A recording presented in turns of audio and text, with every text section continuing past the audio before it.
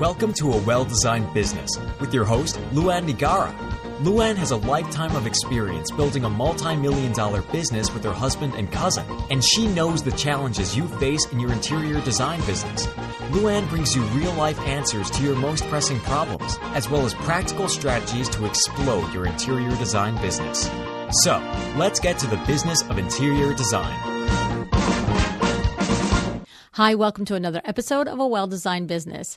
On the show today, I have Ruthie Staalsen, and I know a lot of people just started doing a happy dance. She is beloved by many of us.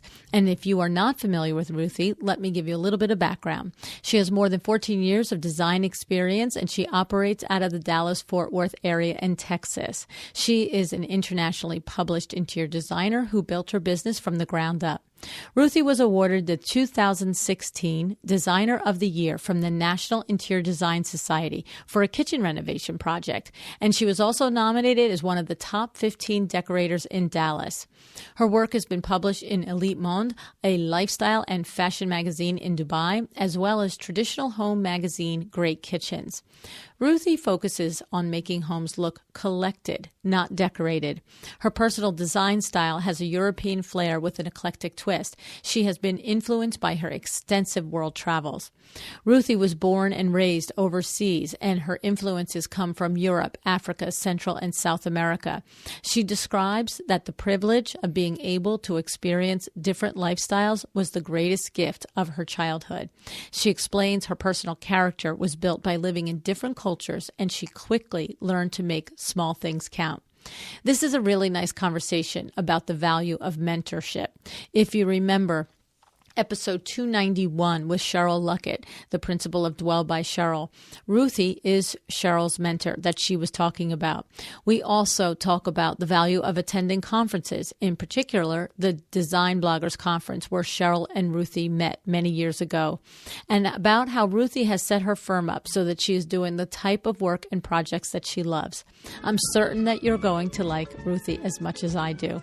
Now, before we get to the show, I want to give you a reminder that the podcast birthday party is this coming February 21st at the showroom of our host, Lefroy Brooks, the Rolls-Royce of plumbing fixtures.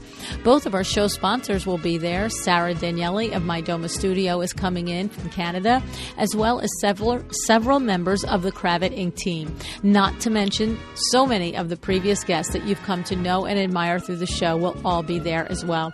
So please join us. If you're listening and you can hear my voice, you're invited. It's as simple as that.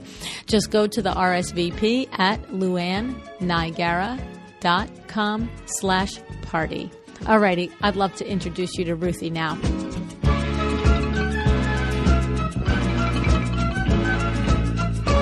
Hey, Ruthie, thanks so much for joining me on A Well-Designed Business today. Thank you so much, Luann. I'm so excited to be here. I know. It's a long time coming. We met each other almost a year ago at this point at Design Bloggers Conference last year, and that was from before that we were communicating through social media, right? That's right. And I think it's just so cool when you get to meet someone in person that you pretty much feel like you know from social media. Isn't that crazy? I know. It is so funny. And it's just like it just happened to us before we started recording here. I called you and we just started talking. I'm like, oh, wait, actually, hello. Nice to meet you. I think that's so awesome. I can't even tell you how many relationships I have because of that, of social media, and how that just takes you to a different level with somebody immediately, and then when you meet them you feel like you know them, and I just think that's awesome. It's the truth. And it's funny because a lot of times I will, either on the podcast or at a live event, I'll do my complaining about social media, and but I always, my complaining is always centered around the feeding the beast. But yes. I always am saying, especially at the live events when I have the opportunity to meet all of you guys face to face, it's like that's the part I love about it, because it is the truth. You just sit down and you just start talking. There's no, oh, hi, and how are you? It's like, okay, what's going on? Here we go. How many? It's like awesome. you're able to ask the questions you need to ask them and get deep with them immediately, and you just feel like you're besties, and that's just the coolest thing. It's the truth. When we went to America's Mart this past fall, it was myself and Sarah Danielli, the CEO of MyDoma, and Mark McDonough, the editor-in-chief and the founder of Tastefully Inspired, and Sandra Funk, the CEO, the principal of House of Funk, and we were on a panel together down there. And we, designers came up to us afterwards, and we were like, "Oh my God, I know you, la la la, like this, right?" And we went for drinks at our hotel lobby bar at 5:30 at night, and I'm telling you, at 1 o'clock in the morning, we're closing the place down. And it was us and like people that we met. Nancy Ganskaufer was there as well, but people that we know each other, but and the truth is, Mark and I had never met in person. You know what I mean? But it was just, and then designers coming by and like, "Oh, hi," and I'm like, "Come on, sit down. I know you. Come on." It was awesome. Well, I know, and I'm on the Design Bloggers board this year, and I tell them all the time that the biggest part about the whole bloggers conference is just being able to be connected to other designers. Yeah. Because like I've heard you talk about in some of your podcasts is, being a designer is sort of a lonely world. And so when you all of a sudden are immersed into hundreds of people that do the same thing as you do, it's the biggest gift you can give yourself. Mm-hmm. It's the truth, going to the conferences and stuff, right? Oh my gosh. And a lot of these conferences, anytime you go to a conference that with other designers, or even if it's just about social media, that connection is just something that you can't get anywhere else. Mm-hmm. And the thing is, going to a conference, it's funny because I had no intention of bringing this up, but I'm gonna play off of what you're describing there. Going to a conference, even if you don't know anybody there, also moves the needle. Even if the person next to you was a stranger before you got there, they're not a stranger when you leave, because it's what you said. When you do the same thing for a living, whether you do it in one place of the world or another, you sit down, and if the only thing you have in common is your profession, that automatically breaks the ice. But then the icing on the cake is like when we met at Design Bloggers in person, we were like, "Oh," I'm like, "Hi, Ruthie," you're like, "Hi, Luann," blah, blah, blah. You know what I mean? It's like a whole, and that was the experience with so many designers. That was one of my first chances to meet in person a lot of the West Coast designers that I had been interacting with, either as guests on the show or just as listeners to the show. Yep. So. And that's just it's just the neatest thing to be able to, for me, I was very nervous about going to the very first conference with other designers. I felt very intimidated by that. But because I forced myself to go knowing nobody, I knew, like you just said, I would have one thing in common with them, and I would know how to talk design. Yeah, that's right. And so, you just have to step out and make yourself do something. And usually, if you're scared of it, it's worth doing. Good line. Good line. So that's interesting in there, Ruthie. Go back to telling us about going to a conference for the very first time. Was it Design Bloggers or was it High Point? What was your first one? And tell me about that experience where you recall being a little nervous about it. Because I'm sure there's designers out there that are thinking, "Yeah, me too." So, yes, the Design Bloggers Conference, I read about it online, and I thought, you know what, I need to do this. This is exactly what I need to be immersed in, to encourage me to kind of confirm a lot of things that I wanted confirmation about, as far as the way I was running my business. And so I decided to go, and showed up in LA feeling very insecure.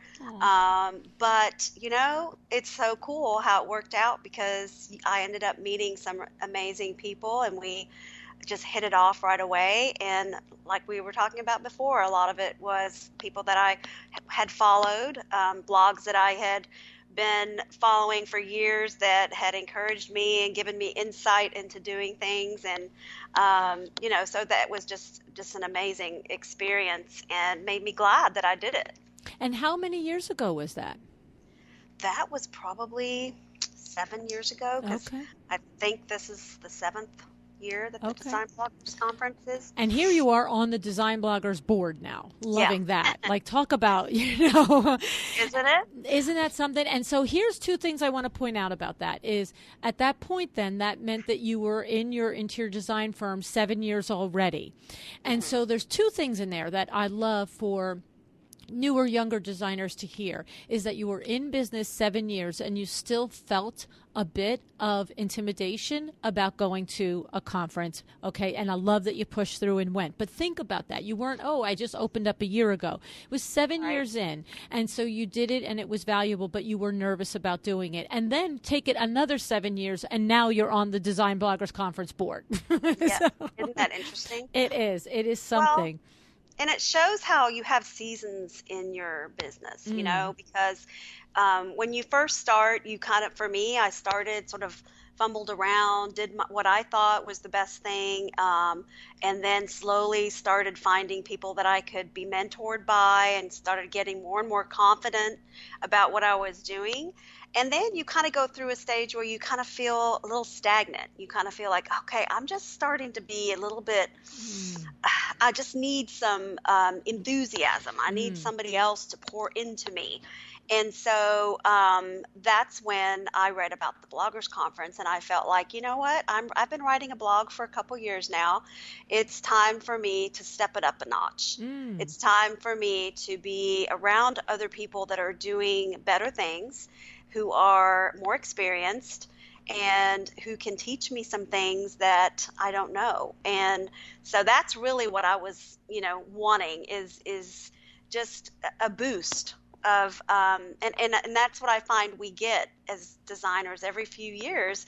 You just need somebody to just kind of take you by the hand and say, come on now, you need to push to the next level. And for me, that's what it took to kind of push me to that. So I love it. Well, and it's funny because I am a huge proponent of going to conferences for exactly that reason. My husband and I, it's funny because we did a Facebook Live, I don't know, 3 or 4 months ago back in the fall, and I said to him, because it was being announced that I was going to speak at the International Window Coverings Expo again this year. And so I said, oh, let's do a Facebook Live. Let's talk about going to conferences. And the simple fact is that when we're in the window treatment business for 35 years. Do I go to IWCE with this same outlook that somebody that's in the window treatment business 1, 2, 3, 5 years has? No, I'm not going there thinking, oh my goodness, I have to gather all my resources. I have to learn how to measure. I have to learn how to sell. It's the thing is though that I always go knowing I'm going to come back with two things. I'm going to come back with energy and enthusiasm for my business, and I'm going to come back with something new. I'm going to come back with a lesson, possibly a vendor, anything what it is. But we both agreed that it's always worth it when you can afford it. You don't spend money you don't have, right? But it's always worth the investment because it does re-energize you in your business and you do learn something. And so I think that's awesome. You expressed that in this season of your business. It was almost like you were looking for a little mojo, right? Exactly. Yeah. And, you know, a lot of it was the keynote speakers and all of that, but most of what I take away from it was one-on-one with other designers, because the you know, all the different topics that come up, you're jotting notes down frantically because you're thinking, oh, I need to focus on that, and then you go talk to somebody and they answer it for you, and so you feel like instantly you get this information. And it's personal because they've had experience with it. And so it was just something that every year I've gone, I haven't missed one. And it's because of that very reason, because each time I've improved myself and come back with a to-do list and made my business better every year. Right. So, you know, you have to have something that you do. It doesn't have to be a certain conference. You need to have something that keeps you going to spur you on so that you feel like you do become better.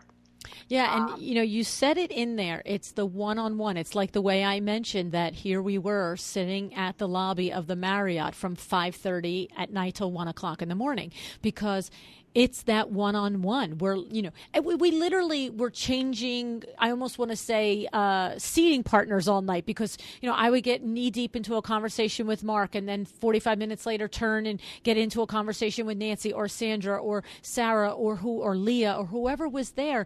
And it's true. It's the speakers that draw you there, because there are people that we look up to in the industry, and there are people in the industry that we know have something they can teach us. And that's terrific. That's awesome. But it is that interaction, that breakouts in between, and waiting in line to get your lunch at the, or having a cocktail at the vendor exhibit or something, right?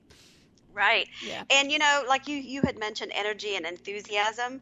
I think, as a business owner, we have to be the people that we are the cheerleaders for our team, and so it is very important that we are energetic and that we are feeling like we can kind of run the show.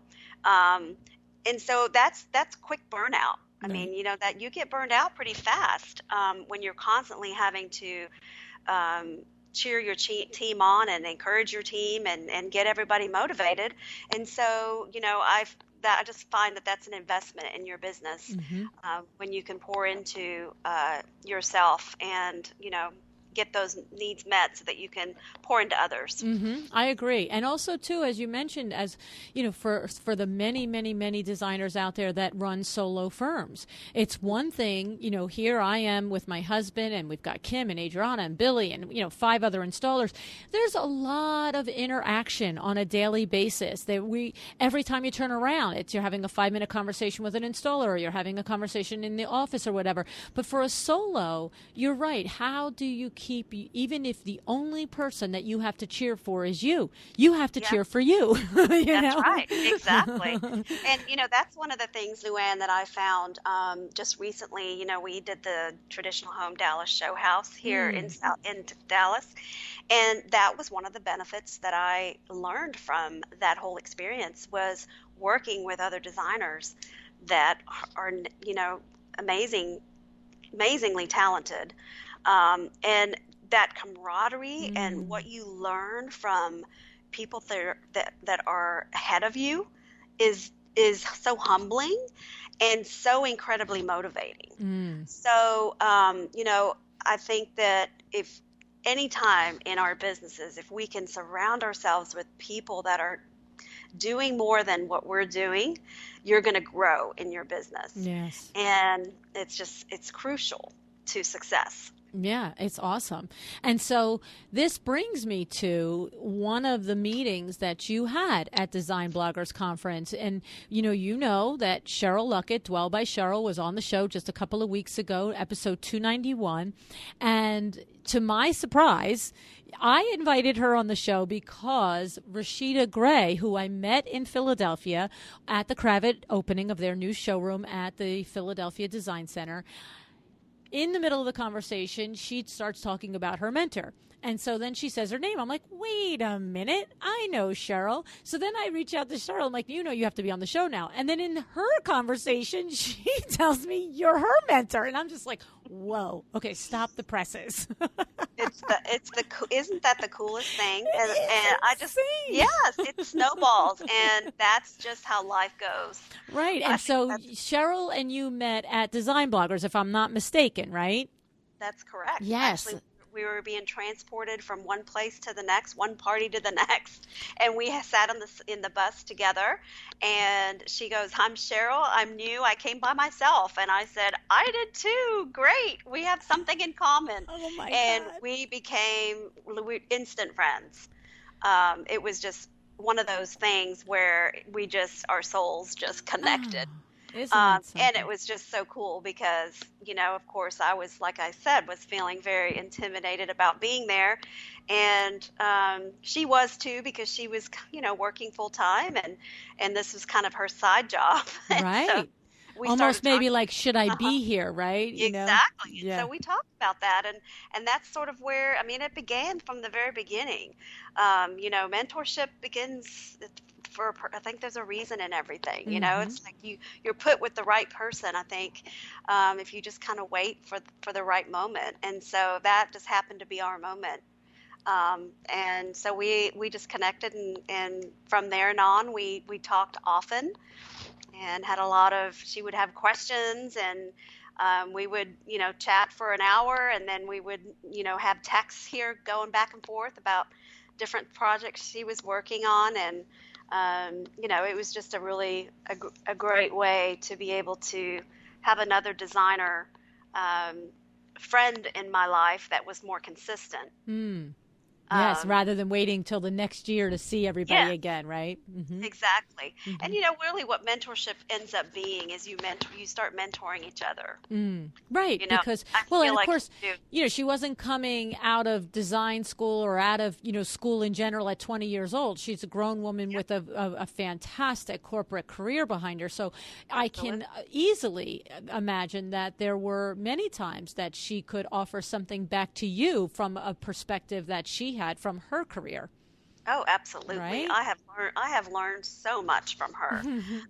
And so, social media, she's like the guru of Oh my social goodness.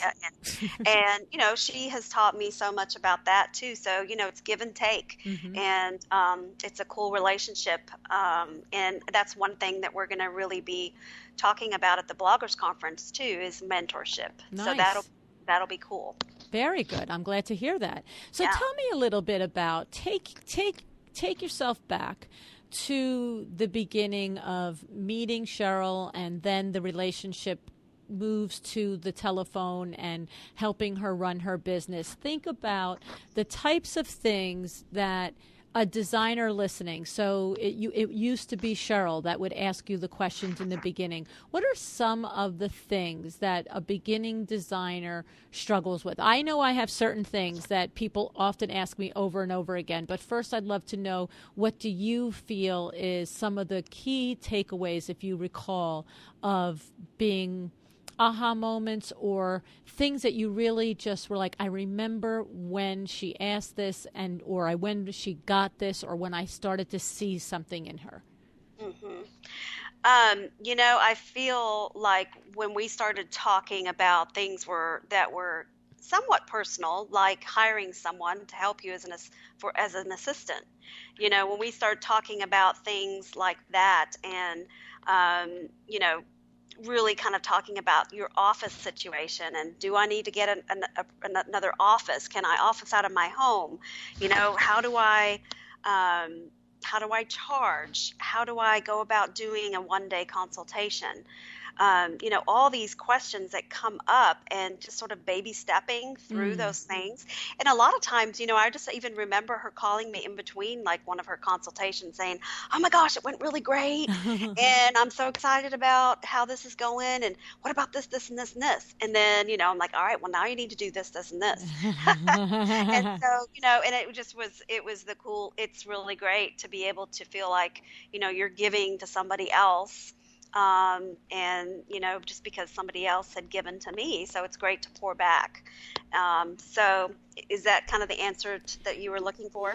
Yes, definitely. And so if we take some of the particulars then, so for example, when it is true, one of the things that designers often struggle with in the beginning is, okay, I've set my fee for my initial consultation. That is also one of the first struggles. How much to charge for the initial consultation, and, is it going to be 1 hour? Is it going to be 2 hours? But I find that struggle is a little easier to overcome with a question and answer. What should I charge? This is what it is, blah, blah, blah. The second step I find is a step that many designers struggle with, is the pricing of the design fee, that next step. So you've done your 2-hour consultation. Now you're supposed to go back and you're going to come up with your design proposal for them, and deciding, are you going to do a flat fee for it? Are you going to do an hourly for it? And That sort of a thing.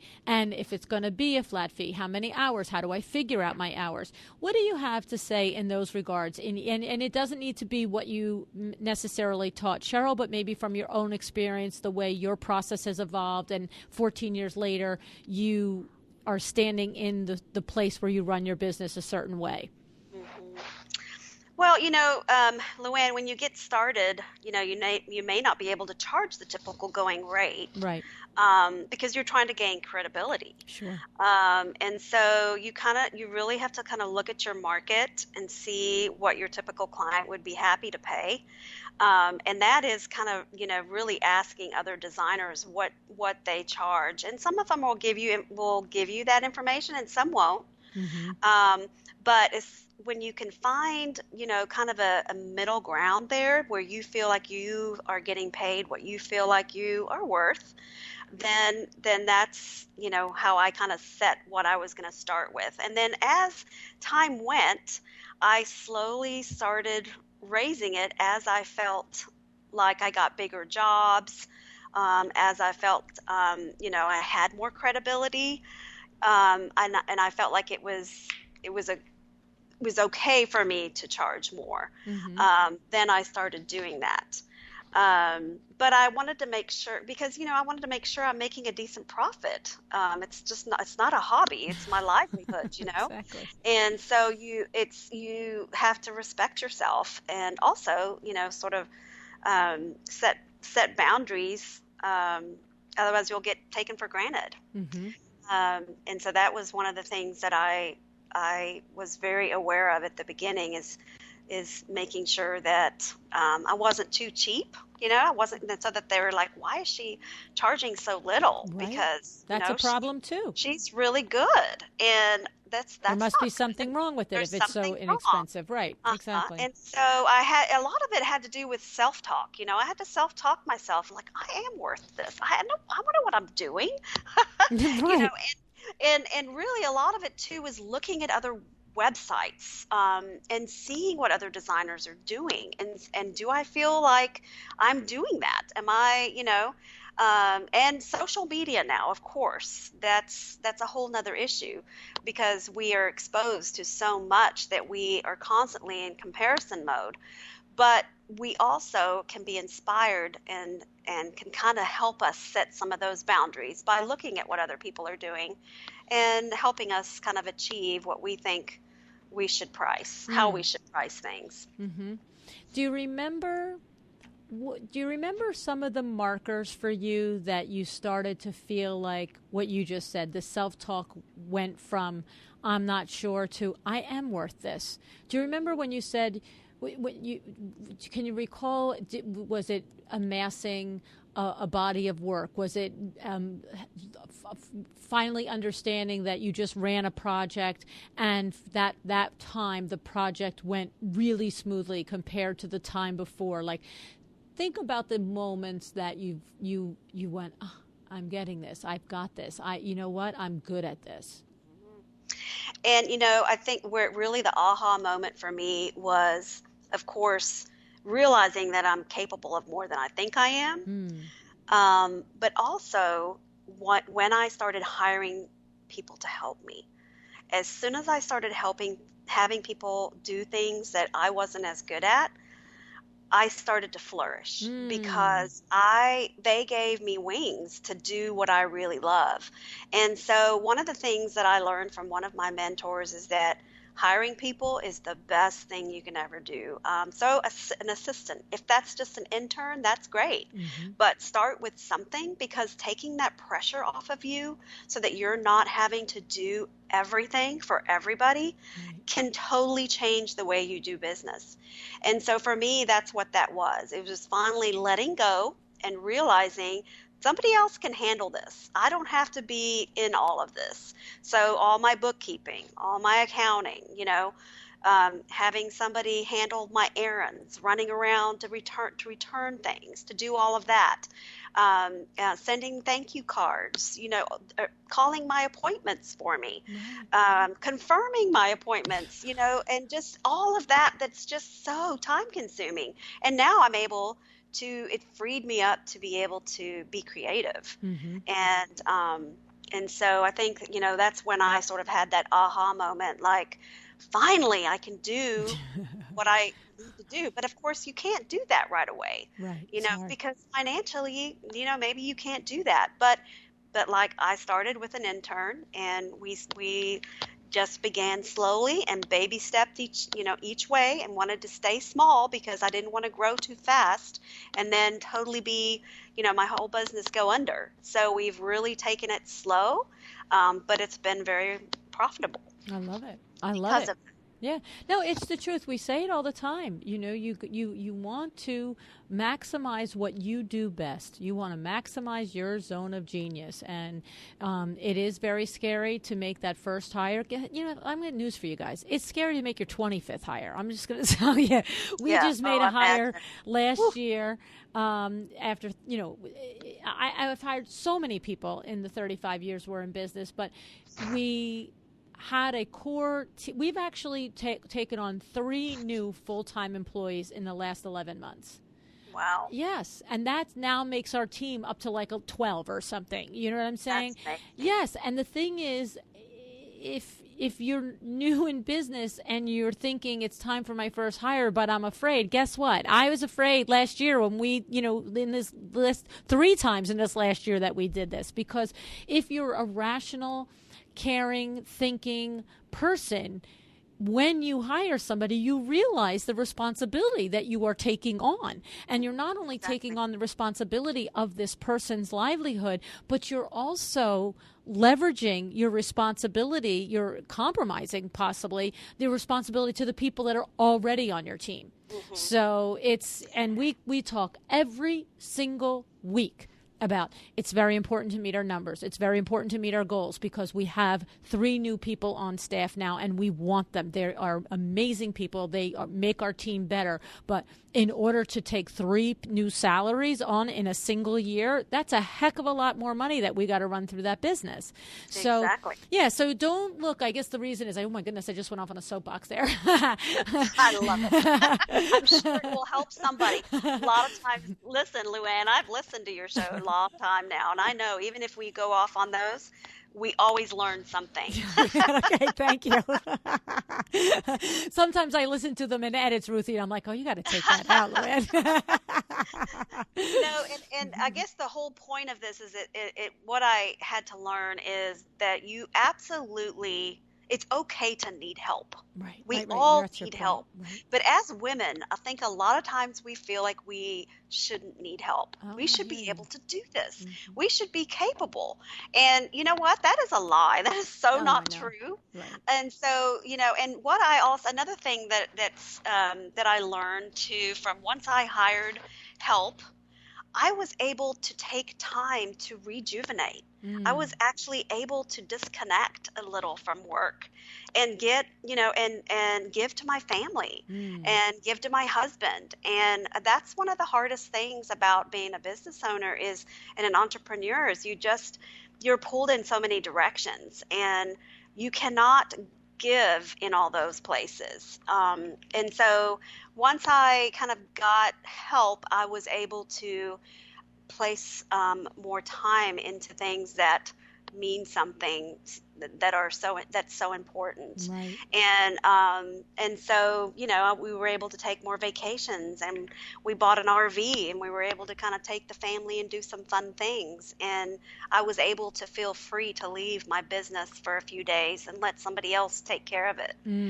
So that's crucial in our businesses, is to make sure we're having fun. Right. Well, and the truth is hard, but we've got to have some fun. It's the truth. It's so true. And the thing about having help and support in your business is not just so that you are available and free to have the good times with your family, but so that when your family needs you for things that aren't so good, then you're available and free for that as well. We've had our share, right? All of us have had our share over the years of whatever the level level of quote unquote emergency is with your personal life, whether it's a legit acute emergency or it's just like, one of your kids is sick with the flu for a week, whatever. And not that that can't be very serious, but you know what I'm saying. And the thing is, when you have somebody, even if it is just one assistant who is answering the phone and explaining to your clients that, she's dealing with this or he's dealing with this right now, I beg your patience in giving us 2 days or 3 days to do whatever. So it's a point well made, Ruthie. I like it. I'm glad that you brought it up. And the overriding point on it is not overriding, but the conjunction point on it is that don't wait until you're not afraid to do it, because that fear, if you're a smart thinking person, you're always going to have a little bit of fear about taking the responsibility of a person onto your life. So exactly. And that's the way I look at it. When I hire somebody to my business, I've just taken responsibility for them. So, and I guess maybe that's partly too, because I am in the sales function. So I'm like, okay, everybody can stand around and do whatever they want, but if I don't sell something, something's not happening. It's a huge responsibility. So, and as designers, you are the salespeople for your businesses. So you guys all do exactly what I do every day: make thunder, make rain, and make it come down hard. Exactly. Very good. So in regard to running your business, I think there's a couple of interesting things in the way it's set up, and I'm going to run through it a little bit. You have your initial consult out there, and I like that you tell people, have your wish list ready. Have it kind of there. Let's not just like spin our wheels when we walk through the door. I also love that on your website, at the place where you mention your initial consult, that you have a video there. It's a time-lapse video that has a behind-the-scenes install of one of your projects. And I think that's a nice teaser to put there when somebody's thinking about the process of going through interior design with you, and they can see you and your team and all of your trades and stuff. So good on you for that. And then you have the walkthrough consult, which I like too. So now here's the thing. Here's what I understand them to be. The initial consult is when somebody has expressed to you that they have a full-on project to do, and you're going to come over and discuss if the two of you are a good fit, yada, yada. And the walkthrough consult is at the same dollar amount and at the same amount of time, 2 hours, but you are putting that out there that you may be the client here that just needs 2 hours of my designer eyeballs to walk through your house and just verbally give you every tip and whip it into shape that I can, and then you're going to go out and DIY it. Is that your Exactly. Okay. And, that's how I started, Luann. When I first started my business, 14 years ago, that's the first thing I started doing, is because I felt like it was one of the gifts that I had to be able to think on my feet. So when I walked into a home, they had their pen and paper ready, and we went from room to room and we talked about everything and anything they wanted to talk about. And I give them all this information. So that's why I charge what I charge for the 2 hours. And so, but when I left, they were so excited that they felt like they had all this information that they could now go and do. I would do about 5 of those consults a week. Nice. And so that became sort of how I started. And then from those walkthroughs, people realize, I'm not as good at this as I thought I would be. And it goes into other things. And so they would call me back and say, I have decided I would like for you to do my living space or our master bedroom or whatever. And that's how I got the ball rolling. And it's moved into whole house design projects now because of those walkthrough consultations. And some people say, why do you still do those? You do such big projects. Why do you still do the walkthroughs? And for me, it's because I love it. Right. It's my passion, and I just enjoy, that's where I really get to design on my feet, like I said. And to me, you've got to continue doing what you love. Or it's not worth doing it. It's not worth doing it. That's a great point. Yeah, no, I think that's an awesome point, that you don't need to do it anymore, but you choose to because you enjoy doing it. And Absolutely. That's awesome. And the thing is that we say that all the time. Give away. Now, you're charging for it. I don't mean to say that you're not, but I mean, there are always people that will rather you do it for them. Okay, Yes. that I don't care what it is. If you talk to a website developer, they can give you a 2-hour consultation on how to do everything for your website and put the widget in. I can't tell you the number of times I've had consultants say to me, "It's really not that hard. Just click here." I'm like, you know what? Why don't you click there? You know, like, Yeah, I'm not going to click there. exactly. I'm not going to do Yeah. it. Well, and I can't tell you how many times a neighbor will hear about me coming. Then they say, "Oh, well, I don't want the walkthrough. I need her to come do The whole everything." thing, So, right. it's worth it. Every little client that you get Yep. can somehow, and maybe in the future, get you some more work for them. So whether it's their neighbor, their mom, their aunt, their uncle, whatever, that's how my business has grown, through referrals. I So, love it. I think it's yeah. awesome. And so the thing is, the other things that you do, which I love, this one I love, Away for the Day, where you have to have an initial consult with that.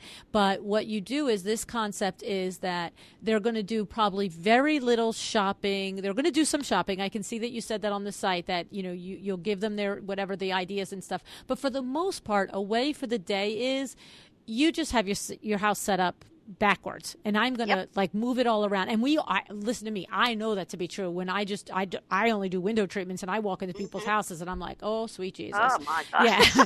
The sofa should be there. That mirror is at the ceiling line, like, hello. And the pictures are hung. You know what I mean? Oh my and gosh. And I it's, can't get in there fast enough. I mean, on install days where we're doing the one day, I'm like, let's get this thing going. I mean, it's so fun. We get in there, we just love it. We crank the music. It's just so much fun. And for me, because here's the deal, I get to be so creative on the spot Yes. without having to do any prep. right, Really. right. There's no And homework, I no love backwork. that Yes. creative process. I feel like I can really be creative because it's all in front of me, and I can say, "Oh my It's like gosh, a jigsaw puzzle. yes, there's a table upstairs. Go get that. Let's see what that looks like here." And instantly this room changes from this blah wool room to Yes. this amazing photographic piece, like art piece, it feels Yes, like. yes. And that to me is a gift that you give the client when they come home, and they can see that just repurposing Right. some of the items that mean so much to them, and that they have collected over the years, mixed in with some new things, can freshen it up and make them feel like they have a new house. I know. I love And it.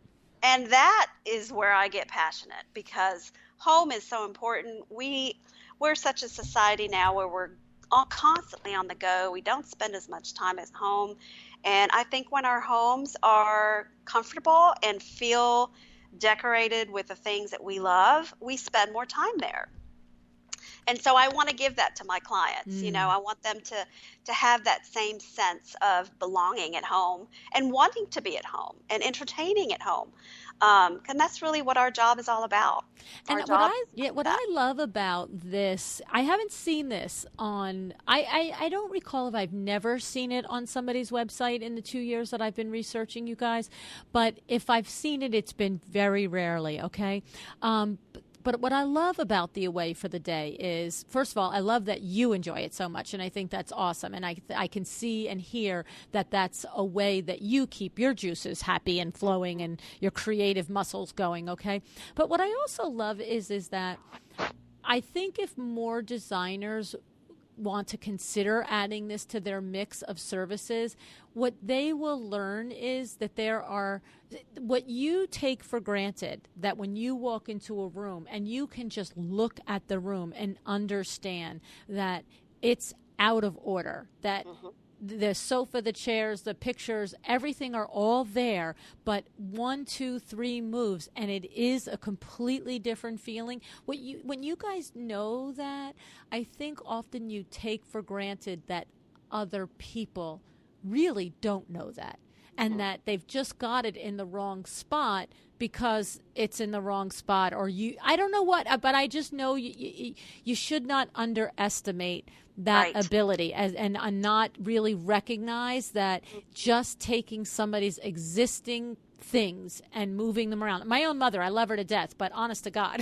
it's like I don't do it to her anymore because, she doesn't care and I don't care. But I mean, it's like now we just laugh about it. I just walk in, I'm like, really? With that table there next to the other table, lined up to the other table? And she'll be like, what? Well, and I think sometimes as designers, we like at first, I used to, like I talked about the self-talk thing. Sometimes I would say, well, gosh, it doesn't take much for me to do this. Why am I charging That's so exactly much? what you're right. Okay, That's the so, point I was and underestimate the value of it, right? Yes, and I started changing that to, this took years of experience.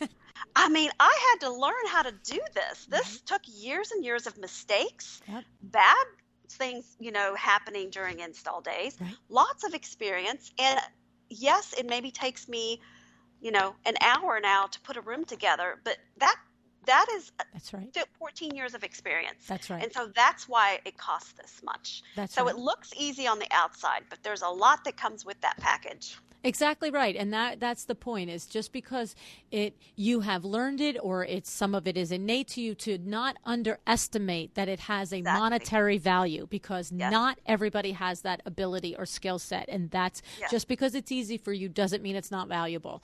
And so that's really great for bringing it out that way. I was going there and then I lost the trail. So and that's one of the things I think as an entrepreneur we constantly have to do is talk positive thoughts to ourselves, because there's a lot of negative out there. I mean, there's just so much on social media and stuff too, and you just have to tell yourself, I am not going to let this stop me from moving forward. And I am good. I am talented. I can do this. I can learn. I can, I You're can right, learn Ruthie. from my mistakes, and it's okay if we mess up, and you're going to mess up. Right. And just pick up where you left off and move forward, and you will continue, and before you know it, you'll forget that bad thing even happened. Right. And that's just the nature of being a good business person. I think it's really that talking to yourself about positive things.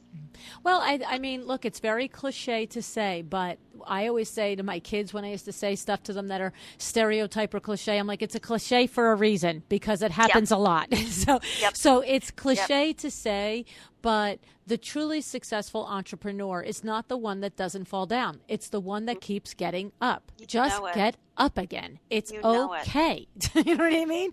It's like, and you've heard the show 1,000 times. It's like I say to my employees all the time, don't come in here today if you don't think you're going to make a mistake. Just don't come near me if you're not willing to clean the mistake up. You see? Right. Then we're going to have a different problem.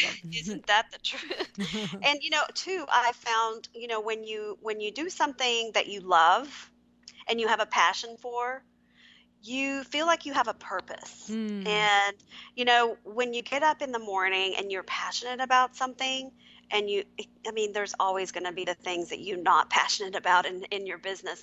But most of the time we're passionate about a project or whatever we're working on that day.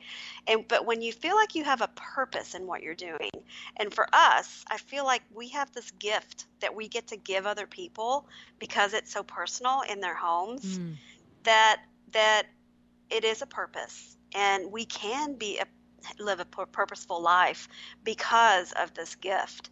And so I can't take that for granted. It's just one of those things that I was gifted with, and I'm grateful. I feel very blessed that I'm able to give back and it's the most. My husband tells me often, because I'll say, oh my gosh, I just got this great review from this client, or they sent me this text and just talked about how awesome their place was. And he goes, you realize, honey, that you are very fortunate to be in a profession where you hear positive that you get feedback so much.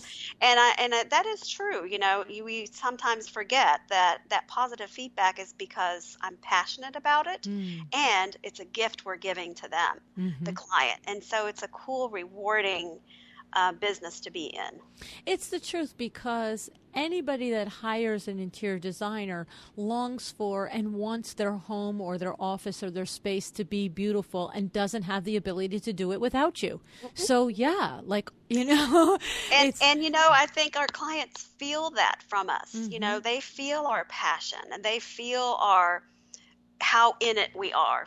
And if we come in and we don't have that vibe, they're going to feel that. And that's I feel is how they choose who they're going to work with, is how do they portray themselves, So I think it's really important for us as designers to come across as confident, and also that you are a listener, and are wanting to help them and are going to help them. And so for me, those are my goals, is to really get in there with my clients, and hopefully that's what I get to be known for, is that my clients appreciate that I really am into not just decorating their home, but knowing them as people, because that's how I can make their home decorated the best. Nice. I love it. That's awesome. So tell me a little bit about one of the things that younger designers, newer, doesn't need to be young, but newer designers often want to know is finding your vendors and your trades. So Ruthie, you're creating beautiful environments, and you're going in and you're doing these one, day away for the day. That takes a team of people. Now, in that sort of environment, you're not bringing in plumbers and electricians, but the point is that you're not doing this alone. You have a team of people that satellite around you. What do you say when you meet somebody at Design Bloggers Conference and they say, where do you find your trades? Where do you find your vendors? I ask my friends first, not that I want to work with my friends, but do they know anybody? Because I feel like when you can get a recommended person from you, if they can be recommended, then that is usually going to be a good thing, because you already know that they're going to have integrity, for one thing, because that's what I'm always looking for. Somebody who that knows what I'm all about, so that they know already if they're going to be good for me, Okay. So I start with that. And then. And let me just clarify. It doesn't sound like you necessarily mean your designer friends. You're talking about your personal network of friends, right. Like your girlfriend. Did she use a plumber? Did she use a painter? Yep. Okay. Exactly. Good point. And that, and so a lot of times it's clients. I met my contractor that I work with now, one of my contractors, through a client. He was working at their home, and I just loved his demeanor and the way he dealt with the client. And I thought, I want him to work with my clients, because just the way he was not the typical contractor. And so, I had to keep my eyes open, looking around, seeing if they are willing to help and serve me even, and just like help me bring stuff in if I was there. If they say hello to their people when they come walking in, right. What kind of person are they?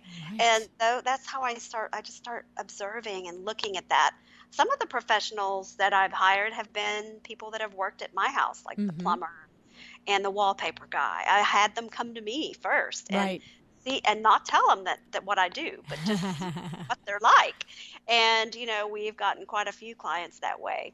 Yes. Well, and it's vendors. Yep. Yep. Vendors, yeah. And it's the truth, because you are looking for not only the tangible proof of their credibility as a business person in the community, and all the checking off the boxes of the licenses and all the things that along those lines. But I find what you just said to be very true as well. You're looking for, do they say hello to the people in the room when they enter the room?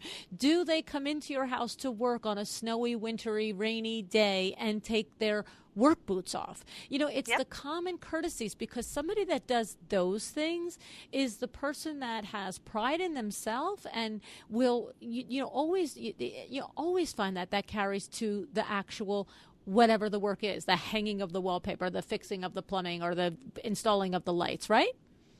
And yes, because I don't do things halfway. And I don't want the people that I'm referring to be doing that either. So, I want them to go the extra mile, and do above and beyond what is expected. And that is just an expectation that I have. And so, when I refer vendors or professionals to clients, I can say with confidence that I believe in them, and I know that they're going to do a great job. And so, and we have a great relationship because we make each other look good. Right. If the contractor's working there, he's making me look good, and I'm making him look good. So exactly. it's beneficial for everyone all around, and you become a team. And so you're constantly pouring into each other and making each other better. And you find when you work with somebody over and over again, there becomes a shorthand that's developed of the level and of the type of minimum requirements that you expect on a project, right? You don't have to enunciate every little thing. After a while, you start to, you need to enunciate different details. You need to enunciate specialties to the particular project, but certain level-based things. You don't have to repeat yourself over and over again when you start to work in concert with your trades, right? Yep, right. Yeah. Because I've trained them now, and they know what I expect, and are usually going over and beyond that too, because they know that's going to get them the next job. And so, they're willing to do that. So if we treat them too with respect, and make sure that they feel like they do belong to a team, even if it's not just the general contractor, but all his subs too. Right.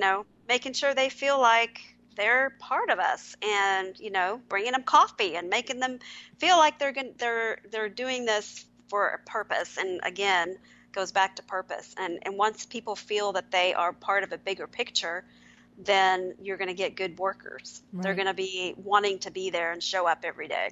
I love it. I think it's great. The last thing that I would love to ask you about wraps us right back to the beginning of the conversation, and with your being on the board of the Design Bloggers Conference. So your blog, you did it from the beginning, and at the 7-year mark, you thought, okay, I've got to up my game a little bit here. I need to, you said you wanted to step it up another notch, and that's why you decided to attend the conference.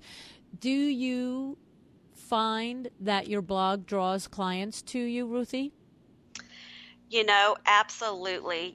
So many times I would think, I'm writing who's listening out there? Hello. Is my mom reading it? And really what it took for me to realize that people are reading it is most of the stuff that I am posting out there or posting on my blog is work that I've done, a project that we're working on, or before and after pictures, and trying to be, have that be my voice. So that people can see what I'm like.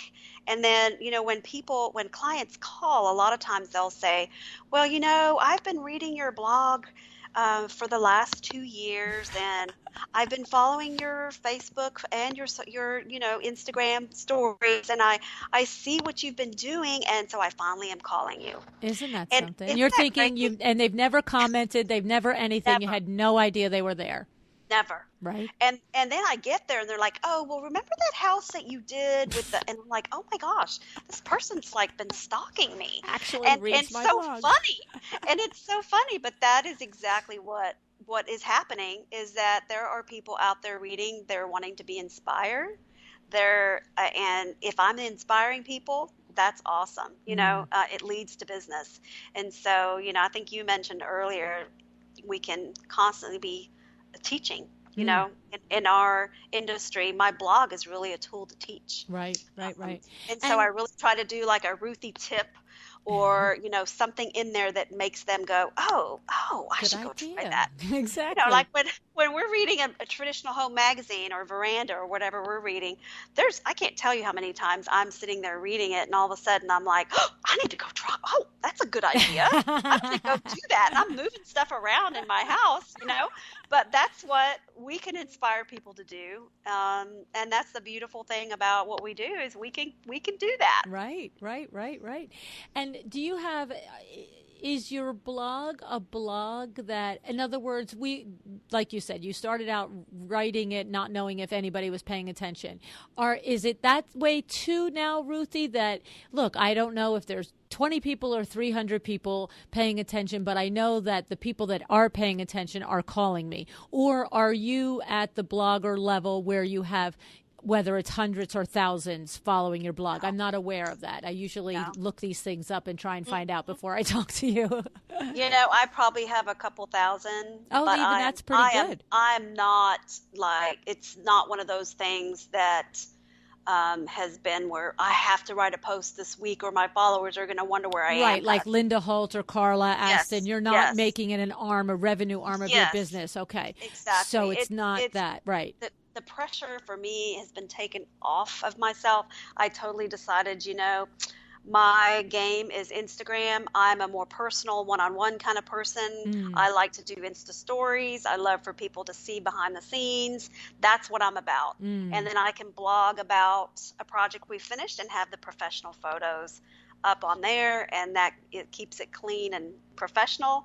And then behind the scenes, social media is where anybody that wants to dig deeper and kind of see what we're doing can do that. I love what you just said there. Your game is Insta stories. You have identified where your strong suit is, and you do the other corollary things because a good business person makes them available, but you lean into the thing that you're the most comfortable with, and from there draw them to the other facets however they want to get there. So the Insta stories, and then go to my blog if you want to see this, or go to my feed if you want to see that. I like that. And it keeps it clean and buttoned up and professional, and it's what you're comfortable with. That's the big message, right? Exactly. And I find that I started looking what am I interested in? And then I thought, that's what I need to do, whatever I'm interested in. So the people that I was following, I'm like, I love their Insta stories.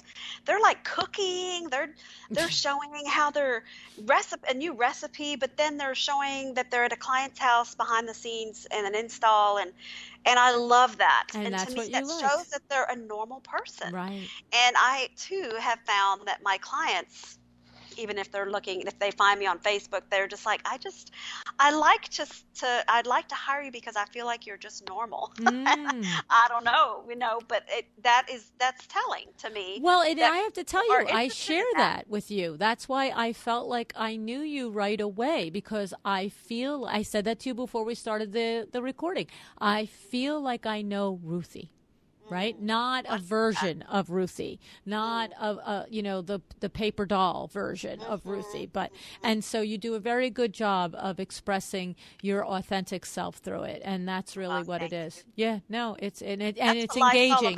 Yeah, it's engaging and it's charming, and you draw people in with it, and so the thing is though that if your comfort is in the writing and really pouring your heart and soul into engaging and drawing people into your design world through writing, then do it that way. If not, you find your space. It's funny because I was just talking with Mark McDonough from Tastefully Inspired the other day on the phone. And he's so good to me. He's always helping me and suggesting things to me. And you know what would be really good for you, Lou? You know what would be really good for you? You should do this. I love that. I know. He's awesome. And so we were talking about Facebook, and of course I've had my my ups and downs with Facebook Live. I do it, then I don't do it, and then I was doing the car rides, the duct tape diaries, which I totally love that. I totally love that, and that feels like me. Except that what happened, Ruthie? What? One listener is a designer, and she private messaged me, and she said, I'm going to tell you this tongue-in-cheek, selfishly. She said, God forbid you're ever in an accident. She goes, I used to be a lawyer. And she said, and if I don't care if somebody blindsides you, she goes, I would tear you up on the stand. Given that, she goes, and selfishly, I don't want anything to happen to you because I don't want the podcast to go away. Oh my gosh. Right. And so I had to sit back on that, because not only is that fair warning, but I don't think I could live with myself. I mean, you can't live, what I mean? And so what happened was, Mark and I were talking about this, and he's like, well, pull over into a parking lot. And I'm like, well, that kind of defeats the whole purpose of me doing two things at once and getting it done. If I need to do like what like they have in the movies where they got the screen in the back that's moving, and then Exactly. you could totally do that. I think you could pull it off, Luann. No, what I have to do is like they have in the movies, and the car is really hooked up to a what is it, like a cable, and the car's really dry. Oh my gosh! But the thing is, the thing was Yeah. that we were going around and around, and I'm like, talking about finding your comfort zone. And finally I went, Mark, you know what it is I do? I do a podcast. Yeah. That's what I do. And you know what? And you're good at it. So what I found too, though, writing is not my thing. I had dyslexia, still have dyslexia, pretty seriously, and I struggle with it. And writing is not my thing. So it was a chore for me to do it, but I did it because I knew I needed to, because blogging was the thing. Yeah. You got to do it, and it has boosted my business. I am so glad I did it. But now I get to do something this else. Video element is better at. No typing, no reading, no Yes. writing. It's just And you. fortunately, we are able to, if we're not good at things, God usually gives us something else that we're really good at. And so I'm taking that as one of the things that I've got to do. And so it's fun to do something that you feel like you're really good at. Exactly. And that's the thing on the show. I get a lot of emails and questions from designers who say to me, there's so many things. I listen to your show every week, and there's so many things that we should do to build our business. Should I this? Should I this? Should I this? And the big message is, yes, you should. But the big thing that you should do is the thing that you can do with joy, the thing that feels real to you, because then that's going to make the connection to the consumer that you're trying to draw in. And you have to do bits and pieces of these other things in order that your wheelhouse is completely with all its spokes moving around your website, but you lean into the thing that feels good. So exactly. And you can dabble, you can dabble in little things, but then choose something that you're really good at and be good at it. That's what I always say. Yeah. So that's what I said. I said, you know what? I do a podcast. Do I have to do this other stuff? Do I have to do Facebook Live too? Yeah, I know. And there's so many things out there about Facebook. We're doing the Facebook Lives and all, but I don't know. There's a point where you just can't be 1,000 things at once. That's it. I love watching everybody have the success with all the different platforms, though. Yes. It's fun. It's terrific. It is fun. Yeah, definitely. Well, I tell you, Ruthie, you are one awesome lady, and I really do. Thank you so much. And I'm so glad that we actually had a chance to have a nice long conversation as opposed to a quick hello in a hallway somewhere. Yes. So, well, can I just say this, Luann, you contribute to the design industry so much with your podcast, and you're always so authentic and genuine. You have the spirit about you that is to be admired.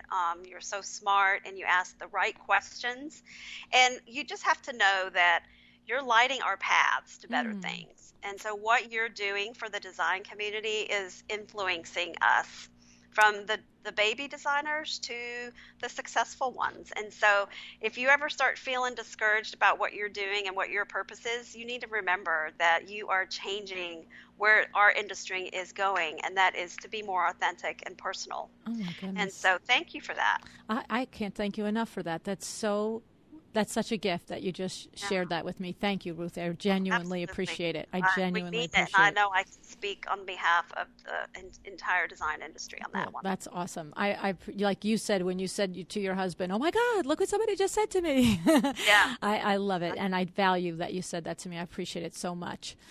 So, all righty, lady. Well, your Design Blogger Conference is coming up soon. I wish you much success with it. I'm sure it's better for your involvement on the board. I'm 100% sure of that. And I wish you all great moments of ahas during it. Thank you so much, Luann. We appreciate you.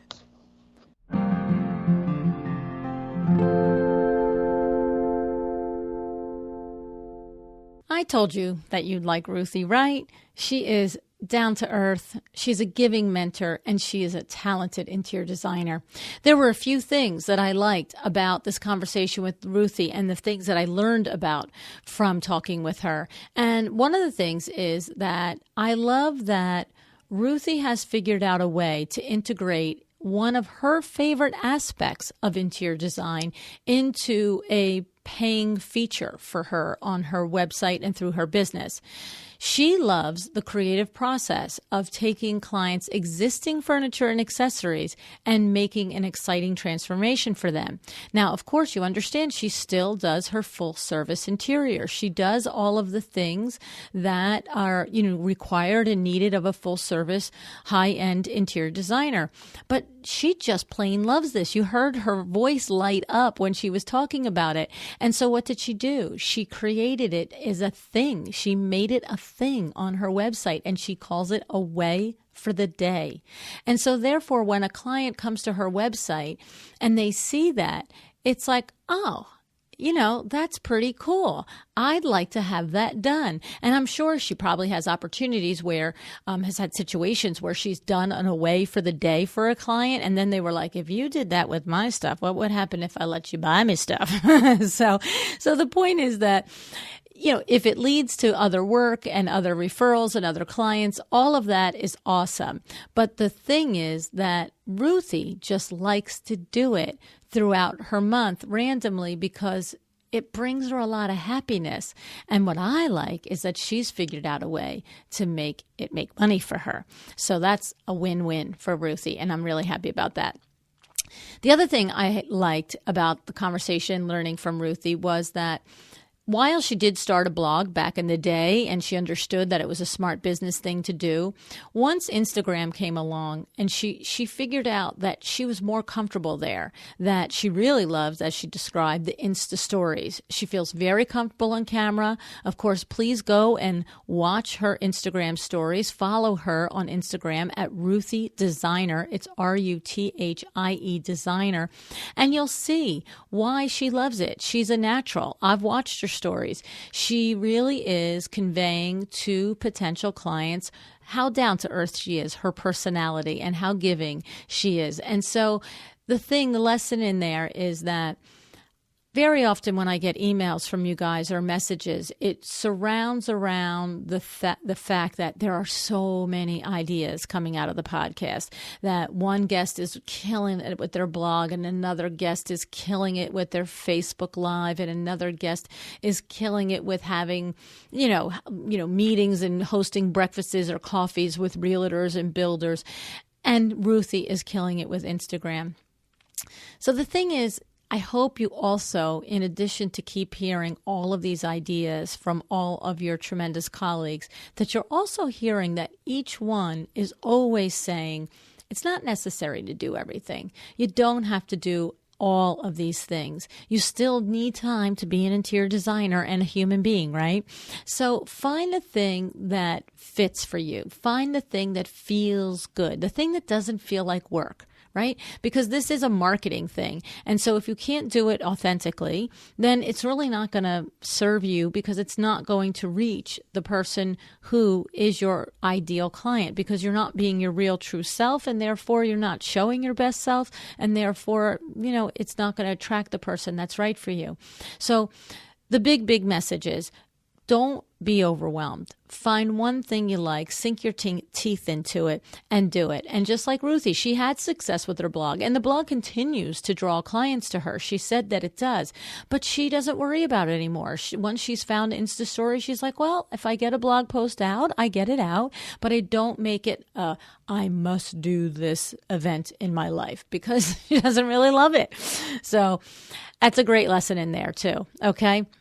And then the other thing I want to say is, you heard about the wonderful things that came out of going to the Design Bloggers Conference for Ruthie. First of all, the very first time she went, when she was a little afraid to go, she explained how she was a little intimidated, but that she had a renewal in her business and she had ideas and she just felt that energy come back into her. And then we heard how that's where Cheryl and her met, Cheryl Luckett from 12 by Cheryl. That's where they met. And that relationship has developed into a sincere friendship that they both count on. And so I just wanted to remind you that not only do you have the Design Bloggers Conference coming up very soon, but you also have an opportunity to attend the International Window Coverings Expo, where I'll be speaking and I'll be teaching the art of the high ticket sale, specifically as relates to window treatment. So if you're an interior designer and you're thinking, should I be adding window treatments to my mix? The International Window Coverings Expo is the perfect place for you to come and figure that out for yourself. Okay, there's lots of great speakers there. I've been introducing you to the speakers over the last month or so. We've met Jason Oliver Nixon, and we didn't meet John Lucky, but he spoke about his partner John Lucky, and those two guys are Madcap Cottage. They're going to be giving the keynote, and I'm just saying, if you heard the episode with Jason Oliver, then you know that keynote's going to be a really excellent keynote. I'm looking forward to watching that and listening to that. And then we have Jana Platina Phipps, the trim queen, and we also have Michelle Williams from the Scarlet Thread Consulting. We have Madeline McRae. Deb Barrett will be there. There are a lot of valuable seminars, and it is the perfect place for you as an interior designer to get your feet wet and step into and see if you are interested in adding window treatments to the mix of your product that you offer to your clients. I can tell you that they're a very profitable avenue, and with a little bit of knowledge and a reliable window treatment vendor, it's something to be considered at the very least, is what I'm saying. So if you're a little nervous about it, just like Ruthie might have been, or Ruthie was, don't worry about it. Just come on down to Tampa in March, and we're all going to make you feel welcome. That's all I'm going to say about that. That's for sure. You take that to the bank. Okay. So, alrighty. Thank you so much. Thank you so much for listening. Thank you so much for telling your friends and your designer besties to listen. If there's somebody that you know that hasn't heard about the show yet, would you pass it on to them? I'd love it if you would. Alrighty. And I want to know, what are you going to do today? What one thing? Did you get an idea? Did you get an aha moment today? Did you get something that inspired you or clicked something in you that you said, I could do that. That could happen for me. So I want you to think about that. I want you to write it down, but then I want you to do something about it. Don't just make notebooks full of intentions, okay? So go out there today and decide to be excellent.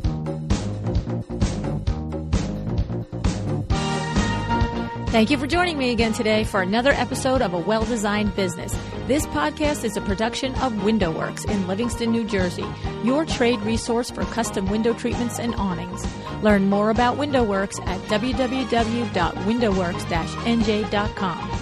All of our music is original music by Room 2 Productions. Please contact us if you want to learn more about original music for your business or your events.